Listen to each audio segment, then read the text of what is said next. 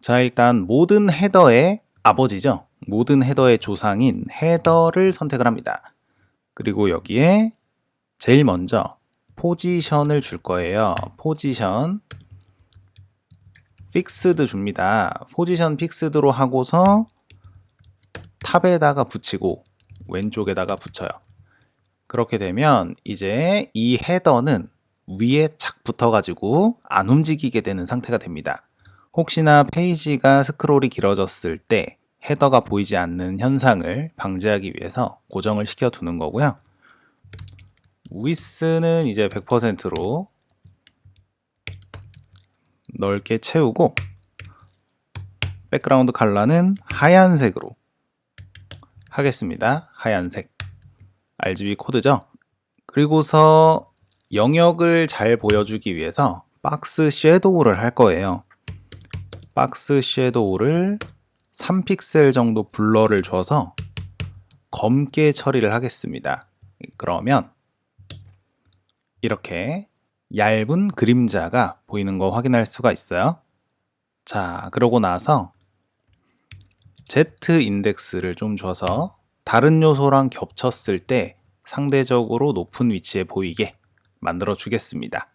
헤더는 됐어요.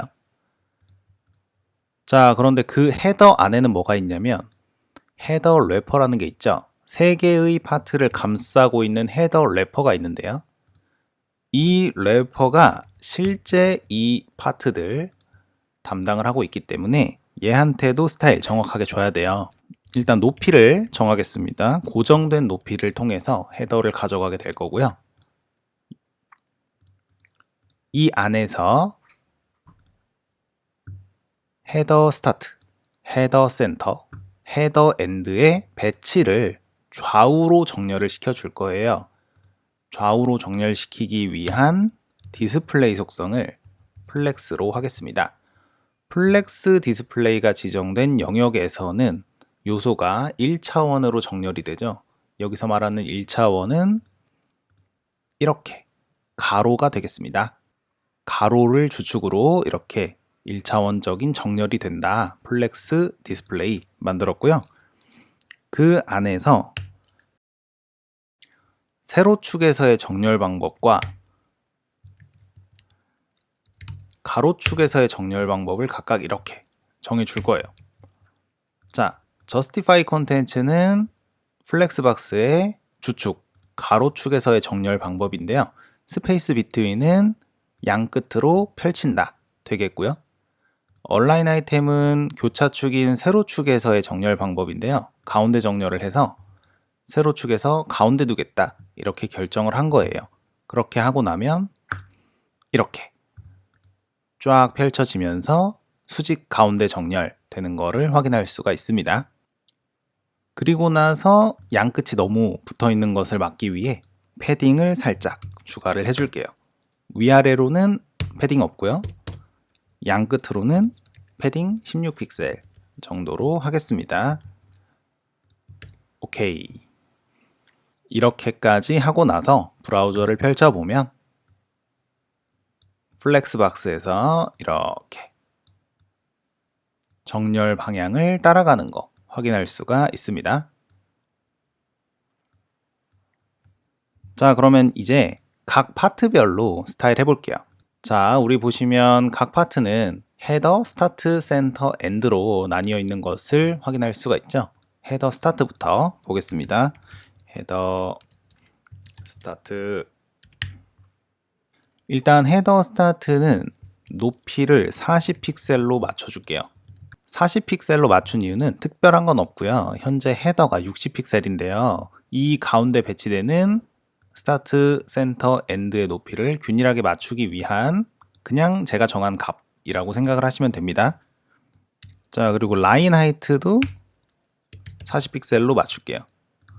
줄 높이, 요소 높이 똑같이 맞춰서 이렇게 40픽셀짜리가 60픽셀 공간의 가운데 배치가 되게 했고요. 그런 다음에 이제 헤더 스타트 안에 들어있는 햄버거 버튼을 봅니다. 햄버거 버튼. 햄버거 버튼 같은 경우에는 먼저 버튼인데 보더를 제거해 주고요. 백그라운드 컬러도 투명색, 트랜스페런츠가 투명색인데요. 투명하게 바꿔줍니다. 그리고 너무 작으니까 폰트 사이즈 1.5 REM 할게요. 현재 REM은 16픽셀이니까 거기에 1.5 곱하면 24픽셀 정도가 되는 거죠. 이렇게 커졌습니다. 자, 그 다음에 햄버거 버튼 옆에 있는 헤더의 타이틀 볼게요. 헤더 타이틀은 이겁니다. 윤튜브 이건데요. 여기에 대해서도 사이즈 맞춰줄게요. 햄버거 버튼보다 조금 작았으면 좋겠어서 1.2 REM 이렇게 해주고요. 그래도 비슷해 보이죠? 그런 다음에 마진을 왼쪽에다가 조금만 줍니다. 정말 조금만 줄게요. 한 6픽셀 줄까요? 그러면 이렇게 적당하게 떨어졌고요. 이렇게 첫 번째 파트는 끝났습니다. 자, 그러면 두 번째 파트 갈게요. 헤더 스타트가 끝났죠? 헤더 센터 하면 됩니다. 헤더 센터. 자, 헤더 센터 별거 없습니다. 헤더 센터는 이 검색 창인데요. 검색 창이 지금은 너무 작잖아요. 그래서 검색 창이 헤더의 너비를 따라가도록 크기를 상대적으로 지정을 해주겠습니다. 50% 해볼까요? 이제 이렇게 위치만 따라가는 상태가 됐죠.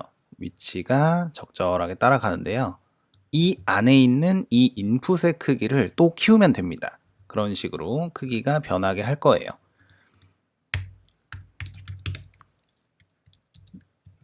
자, 센터 안에는 폼이 있고요.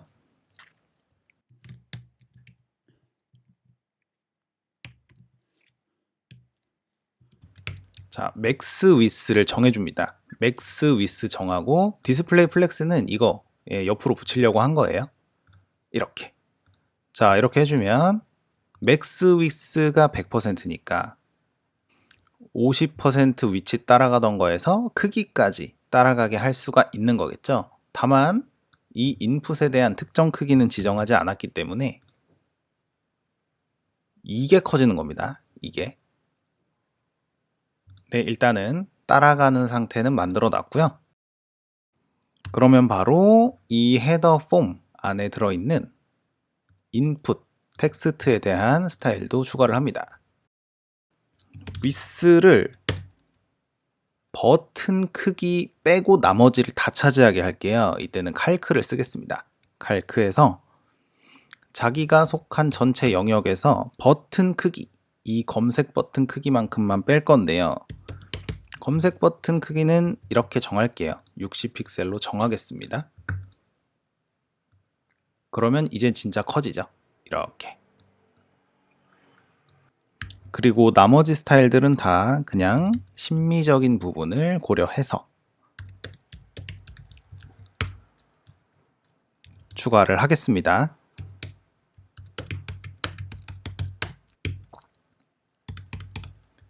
이게 코드를 만들어 완성하는 그런 영상이기 때문에 모든 것을 설명할 수가 없어요. 혹시나 질문이 있으시면 댓글 같은 데다 남겨주시면 되겠고요.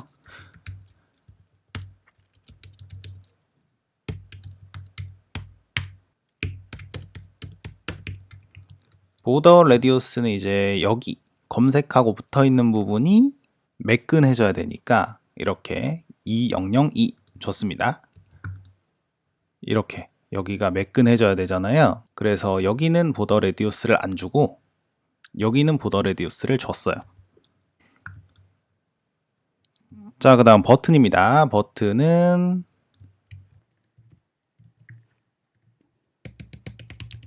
여기가 버튼이고요. 자, 위스는 우리가 정했죠.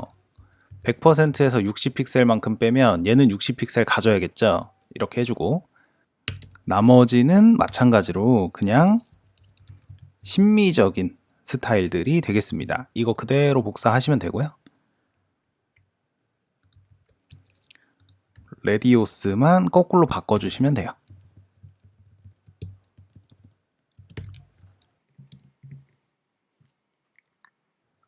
여기 라이트가 아니라 레프트죠? 레프트. 오케이. 됐습니다. 이렇게 하면은 적당한 사이즈의 적당한 길이 조절과 적당한 외모를 가진 검색창이 만들어진 거 볼 수가 있습니다. 자, 그러면 이제 마지막 파트 하나 남았죠. 헤더 엔드. 헤더 엔드로 가보도록 하겠습니다. 여기에는 두 개밖에 없는데 두 개가 또 번갈아 가면서 보이기 때문에 간단하게 빠르게 할 수 있습니다. 자, 헤더 엔드. 헤더 엔드도 일단 디스플레이 플렉스를 줍니다. 1차원으로 정렬을 하고 싶어서 디스플레이 엔드 하고요. 그리고 이 안에 먼저 헤더 서치가 있죠. 헤더 서치. 지금 보이는 저 돋보기. 이거 돋보기 말하는 건데요. 얘는 이 메뉴, 햄버거 메뉴 처리해 줄 때랑 거의 비슷하게 해주시면 돼요. 보더 없고요. 백그라운드 컬러 트랜스페런트 투명한 거죠. 이렇게 하고 폰트 사이즈 똑같아요. 1.5 rem. 자, 근데 문제는 뭐냐? 문제는 아니죠. 여기서 해결해 줘야 될 거는 원래 이 돋보기는 처음에는 안 보여야 된다를 해결을 해야 됩니다. 처음에는 돋보기가 안 보이다가 화면이 좁아지면 보인다라고 처리를 해줘야 되거든요. 그래서 기본 스타일상 얘는 디스플레이가 넌입니다. 그리고 마진 라이트. 옆에 약간의 공간을 둘 거예요. 그럼 이제 안 보이죠? 그리고 안 보이는 여기에는 뭐가 생겨야 되냐? 헤더 프로필이 생겨야 됩니다. 헤더 프로필. 헤더 프로필은 이미지가 준비 안 되신 분들을 위해서 그냥 칼라로 처리를 해 놓을 건데요.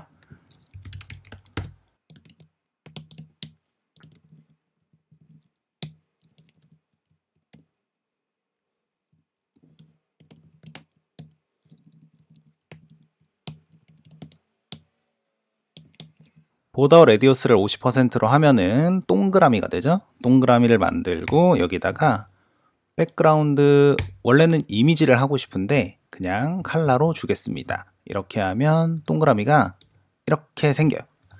얘가 프로필 사진이다 라고 할 수가 있겠고요.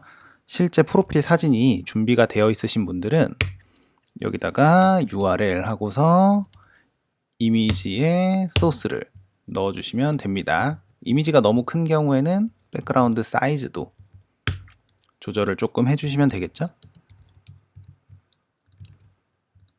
이렇게인데 이미지 없는 분들 고려해서 이거는 하지 않아요.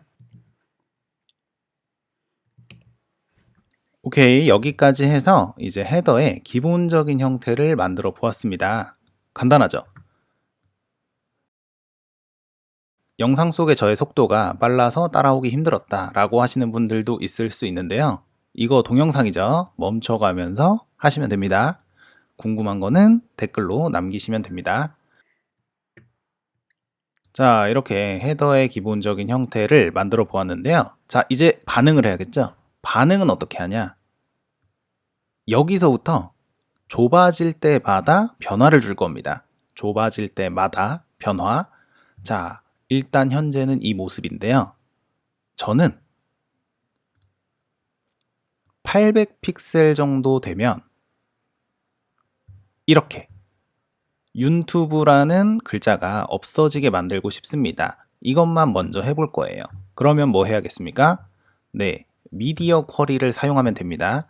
미디어 쿼리 코드를 이제 스타일의 밑에다가 추가를 합니다. 미디어 화면에서 최대 크기가 맥스 위스죠. 최대 너비가 800픽셀이다 라고 할 거예요. 그러면 800픽셀보다 작으면 이 스타일이 해당이 되겠죠.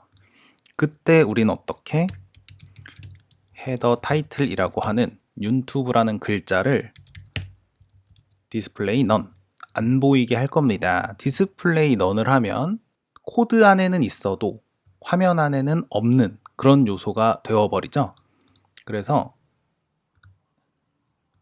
이렇게 800픽셀을 경계로 있다 없다 해요. 있다 없다. 맞죠? 이렇게 해주면 되고요. 자, 두 번째 변신합니다. 두 번째 변신은 이제 400픽셀 기준으로 검색창이 돋보기로 대체되게 할 거예요. 자, 지금 450픽셀 정도인데요. 얘를 더 줄이면 이렇게 현재 334픽셀이네요. 이렇게 검색창이 없어지고 돋보기가 대신 보이게 할 거예요. 검색창은 헤더 센터였고요. 돋보기는 헤더 엔드에 있는데 그런 것은 크게 중요하지 않습니다.